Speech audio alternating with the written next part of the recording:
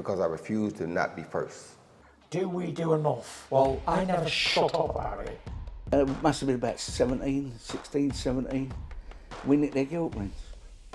Right, the bouncers' guilt rings. This is no good for me. That's the reality. If you want the honest truth, and I see it every day. This is Colin McGuigan for IFL TV, proudly sponsored by Everlast in Dublin, Ireland, with Frank Smith. Frank, we're finally here. Can you believe it came around this quick? I know. Do you know what? I was just thinking the other day that it was when we were doing a Liverpool show on March 11th was when we got this all finalised, this deal. And it was going back and forth, and we were working hard on it, and it's come around so quickly. And, you know, it's going to be a special night. You see the turnout here for Katie, you know, for all the fighters on the bill. But to bring this event back to Dublin, first one in a long time, it's going to be a special feeling on Saturday night. I heard Eddie in another interview say about, you know, all the stars, the talent, they all want to go to this. Who can we expect to see in town? Who's going to be here? Who's Frank Smith got on the guest list this weekend? We've got some big names coming, you know. Obviously, the notorious Conor McGregor, I think, is going to be over for this. He's obviously supported the event. Carl Frampton's here. I think he looks like he's ready for a tear-up, actually. Might get him in there. Got some WWE stars coming as well. Finn Balor? No, Becky Lynch, who was there at the Casey's fight against Amanda Serrano, obviously an Irish hero as well. Some other big names from the fight from boxing. So it's going to be a stacked out venue, and you know it's a shame we couldn't do it in a stadium, but you know I think the atmosphere we're going to see on Saturday night, we got just under 10,000 people in there, is going to be like something we've never seen before. Is it a complete sellout for Saturday night then? Yes, complete sellout Saturday night, and the record-breaking event, record-grossing event at the 3 Arena ever in all time. And just to clarify, you've got my 2 tickets sorted as well? Yeah, was it 3, 2, 1? 2. 2, yeah. Remind me. On that as well, you spoke about a stadium fight, right? If Katie comes through this and she beats Chantel Cameron, how likely is it that we see the Katie Taylor fight in September in Croke Park? Look, it's difficult. It's difficult. It's not easy.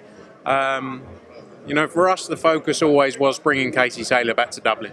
It's what we want to do for a long time. So I think we're focusing on Saturday night, and then beyond that, let's see how things play out. Tough fight Saturday night, and you know, none of us want to look beyond Saturday.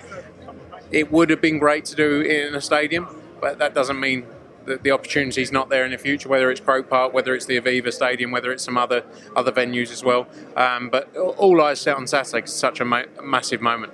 I don't know if you've seen Richard Sullivan's comments last night. I'm sure you did, about Dimitri Bivol and Canelo. What way does that leave you in terms of trying to make this fight happen?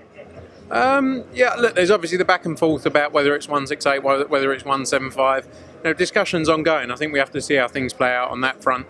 You know, because it obviously said the same thing about the Beterbiev fight as well. But you know, I think let's see where things fall. The weight is the first hurdle to overcome, and then everything else can go from there, can't it? What do you think that the WBC will commission Bivol to fight if he does explore the possibility of fighting and appeals any decision that they've made at the moment in terms of the WBC not letting him fight? Yeah, I believe so. You know, Beterbiev's in a similar situation. Beterbiev was born in Russia. You know, Bivol's got multiple, you know, Korean and Kyrgyzstan. You know, and let's see. It's early days though. I don't want to go back and forth into the detail of it just yet. Let's see how things play out. In terms of this fight card, the co-main, massive fight. It is going to be Gary Cully and Jose Felix as the co-main. Am I right in saying that? Yeah, you know, for us, Gary Cully's a future star. Already built a massive following, and for us, we want to bring Mega Knights back to Dublin for a long time to come, and we believe he can do that for the next 3, 4, 5 years. So for us, it was a great platform to get him on there in front of a packed-out crowd at the 3 Arena. You obviously got that fight. You got Terry Harper against Cecilia Breakhouse, which in its own right could be a main event on another show. You got Metcalf against Hogan, which is a brilliant fight. Agyarko's back out. You got Paddy Donovan's on the card. You got Thomas Carty. You got Maisie Rose Courtney as well. So it's a stacked card, top to bottom, 8 great fights. And like I say, a number of these fights could have been a headline fight in their own right. So to bring such a massive card to Dublin on our first time back was important for us, and something we wanted to do the whole way along. And we've invested heavily to make sure it's a quality card. How soon could we see Gary Cully headline in Dublin? You've said that it's on the horizon. Is that something that we could see within the next 6 to 12 months? 100% within the next 12 months for sure. You know, he's like I say, he's got the ability to become a massive star. He does everything the right way. He trains hard. He's a constant professional, always in the gym. And you know, he's a character. And when you put all of that together, that's what you need to become a star. And what we've seen in Ireland with the likes of Casey Taylor, with the likes of Conor McGregor, is they really get behind their own. And you know, again, you'll see it this week around the events in the build-up and on Saturday night. It's a special atmosphere, and Gary Cully's got that opportunity to win that fan base on Saturday night. You know, I'm not saying he hasn't already got it, but this is a massive opportunity for him. So, you know, he's going in there, he knows what he's got to do, and he knows how much of the future relies on this moment. Kevin Ajarko, Belfast. What's the possibility that we can see Matchroom bring boxing back to Belfast in terms of yourselves? Obviously, Conlon Boxing are putting on great shows at the minute, but with Matchroom coming back to Belfast, is it possible? Yeah, for sure. We've had some massive nights in Belfast over the years. Haven't been there in a few years, but you know, as you say, Jamie Conlon obviously doing some great shows there with Conlon Boxing, Michael's Boxing next weekend in a great fight against Lopez.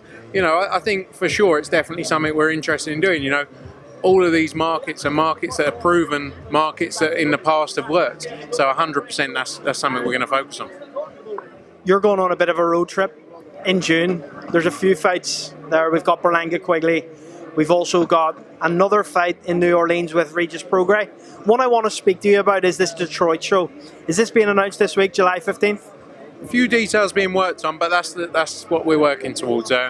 Still a little bit of work to do, but July 15th in Detroit, that's the focus, and hopefully this weekend we'll get news out on it. On that card, will we see Richardson Hitchens and Montana Love, the showdown?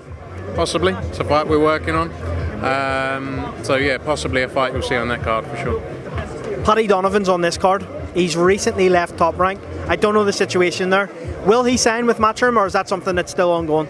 You know, look, Andy Lee's been pushing Paddy Donovan for a long time. He believes in him. You know, it'd be good to see him out on Saturday night, and let's go from there. First focus, though, as always, is Saturday, and then we see what happens from there onwards.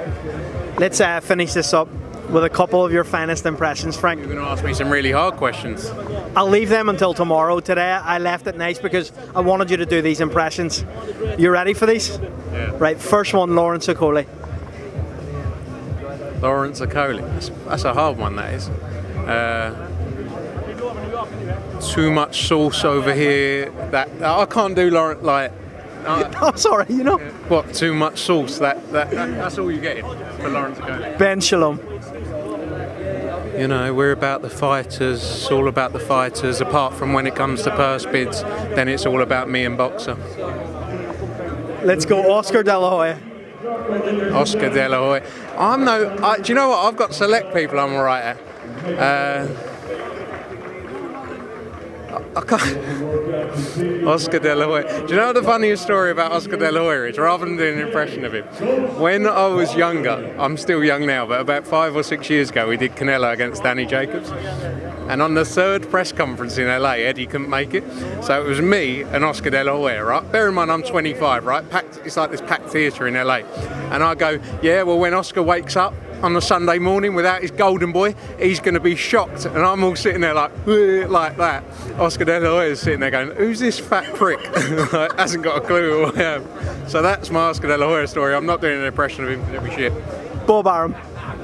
The fucking Matchroom's finished in America. They got nothing in America. They don't know anything about America. And then he just falls asleep. Closes out with Stephen Espinoza. You can surely do that one. I don't have a problem with anything Matchroom do, but I just like every tweet that's negative about Matchroom because that's what's fun to do.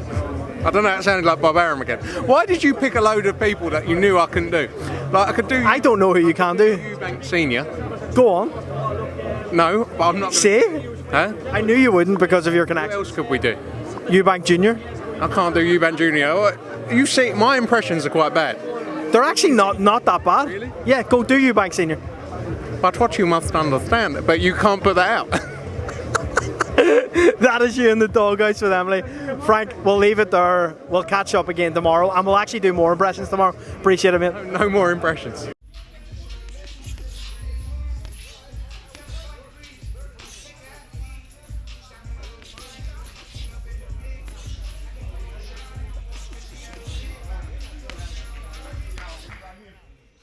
because I refuse to not be first. Do we do enough? Well, I never shut up about it. It must have been about 17, 16, 17. We nicked their girlfriends. Right, the bouncer's girlfriend. This is no good for me. That's the reality. If you want the honest truth, and I see it every day,